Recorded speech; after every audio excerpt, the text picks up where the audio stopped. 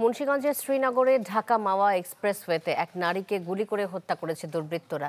কে বা কারা এর সাথে জড়িত সে বিষয়ে অনুসন্ধান করছে আইন শৃঙ্খলা বাহিনী। এখনো জানা যায়নি নিহত নারীর পরিচয়।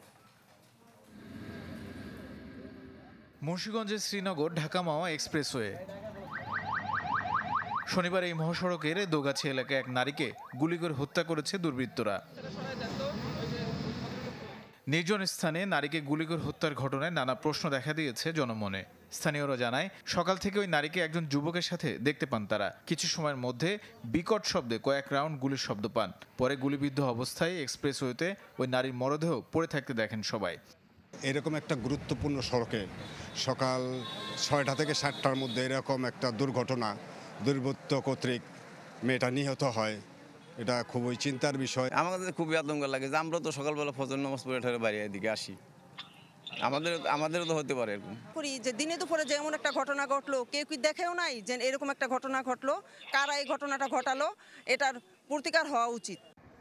খবর পেয়ে ঘটনাস্থলে পৌঁছে বিভিন্ন আলামত 5টি গুলির খোসা জব্দ করেছে পিবিআই সহ প্রশাসনের একাধিক সংস্থা। প্রায় সময় দিকে রাস্তার পাশে লাশ পড়ে থাকে, আমরা এলাকাবাসীরা অনেক আতঙ্কে থাকি, আমরা একটু ভয়ের মধ্যে থাকি। মাওয়া রেলওয়ে স্টেশন থেকে 200 মিটার সামনে পদ্মা সেতু উত্তর থানার দিকে যেতে যে জায়গাটা রয়েছে, সেখানে একটা ডেড বডি, এখানে একটি মহিলার লাশ উপর হয়ে পড়েছিল। তথ্য প্রমাণ হাতে পাওয়ার পরে আমরা হয়তো বলতে পারবো বা বুঝতে পারবো যে আসলে কিভাবে এই ঘটনাটি ঘটেছে। মরদেহের শরীরের বিভিন্ন স্থানে গুলির চিহ্ন পাওয়া গেছে। এলাকাবাসী জানিয়েছে, দিন দিন অনিরাপদ হয়ে উঠেছে ঢাকা মাওয়া এক্সপ্রেসওয়ে।